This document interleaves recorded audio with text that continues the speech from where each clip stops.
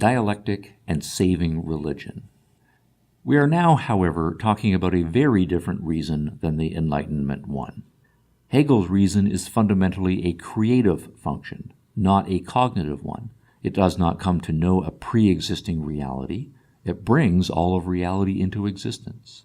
More notoriously, Hegel's reason operates by dialectical and contradictory means, and not in accordance with the Aristotelian principle of non-contradiction. Hegel's dialectic is partly driven by the fact that by the early 19th century, evolutionary ideas are in the air. In contrast to Kant's belief that the subjective categories of reason are necessarily unchanging and universal, Hegel argued that the appropriate categories themselves are changeable. But Hegel's dialectic is a special kind of evolution, one designed less to be responsive to discoveries in biology than to square with Judeo-Christian cosmology. Judeo-Christian cosmology had traditionally been plagued by metaphysical assertions that were repugnant to reason. Respect for reason during the Enlightenment had led accordingly to a significant decline in religious belief among the intellectuals. Aristotelian reason cannot countenance a God that creates something out of nothing, that is both three and one, that is perfect but creates a world that contains evil. Accordingly, the thrust of Enlightenment theology had been to alter religion by eliminating its contradictory theses in order to make it compatible with reason.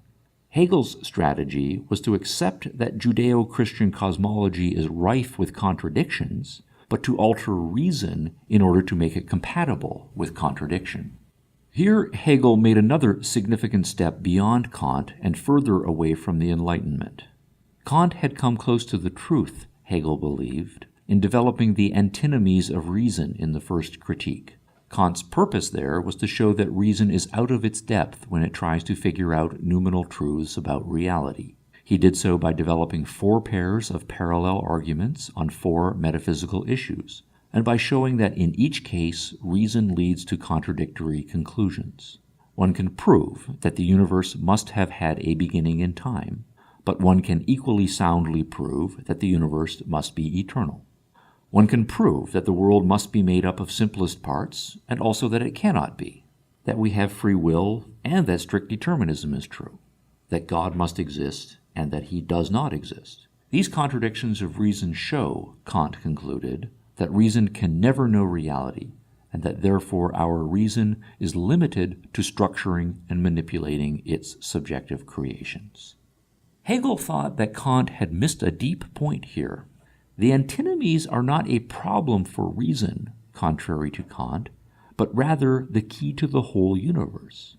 The antinomies of reason are a problem only if one thinks that logical contradictions are a problem. That was Kant's mistake. He was too trapped in the old Aristotelian logic of non-contradiction. What Kant's antinomies show is not that reason is limited, but rather that we need a new and better kind of reason, one that embraces contradictions and sees the whole of reality as evolving out of contradictory forces. Such a conception of contradictory evolution is compatible with Judeo-Christian cosmology. That cosmology begins with a creation ex nihilo, posits a perfect being that generates evil, believes in a just being that gives humans independent judgment but punishes them for using it, includes accounts of virgin births and other miracles, says that the infinite becomes finite, the immaterial becomes material, the essentially unitary becomes plural, and so on. Given the primacy of that metaphysics, reason must give way. Reason, for example, must be adapted to the demands of this metaphysics of creation. Quote, "As yet, there is nothing, and there is to become something. The beginning is not pure nothing, but a nothing from which something is to proceed.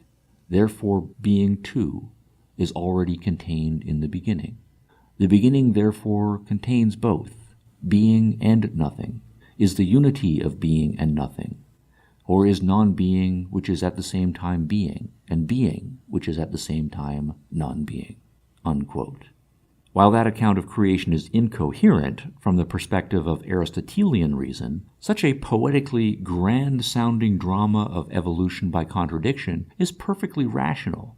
if one grants that reason contains within itself contradiction, that analysis consists in seeking the implicit contradiction within anything and teasing it out in order to put the contradictory elements explicitly in tension with each other, thus leading to a resolution that both goes beyond the contradiction to another evolutionary stage, while at the same time preserving the original contradiction, whatever that means.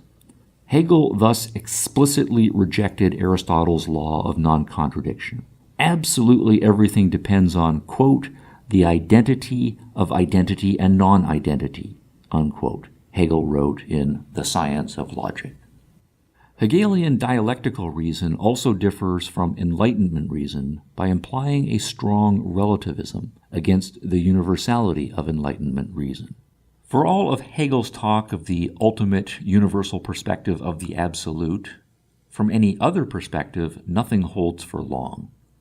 Dialectic injects contradiction into reality at any given time, as well as across eras. If everything is evolving by the clash of contradictions, then what is metaphysically and epistemologically true in one epoch will be contradicted by what is true in the next, and so on. Finally, Hegel's reason differs from Enlightenment reason by not only being creative of reality and embracing contradiction, but also by being a fundamentally collective function rather than an individual one. Here again, Hegel went beyond Kant in rejecting the Enlightenment. While Kant preserved some elements of individual autonomy, Hegel rejected those elements. Just as the Judeo-Christian cosmology sees everything as God working out his plan for the world in, around, and through us, for Hegel, individuals' minds and whole being are a function of the deeper forces of the universe, operating upon them and through them. Individuals are constructed by their surrounding cultures that have an evolutionary life of their own, those cultures themselves being a function of yet still deeper cosmic forces. The individual is a tiny, emergent aspect of the largest whole, the collective subjects working itself out, and the creation of reality occurs at that level with little or no regard for the individual. The individual is merely along for the ride. Speaking in Philosophy of History of collective reason's operations, Hegel stated that as, quote, universal reason does realize itself. We have, indeed, nothing to do with the individual empirically regarded, unquote. Quote, this good, this reason in its most concrete form is God. God governs the world. The actual working of his government, the carrying out of his plan, is the history of the world, unquote.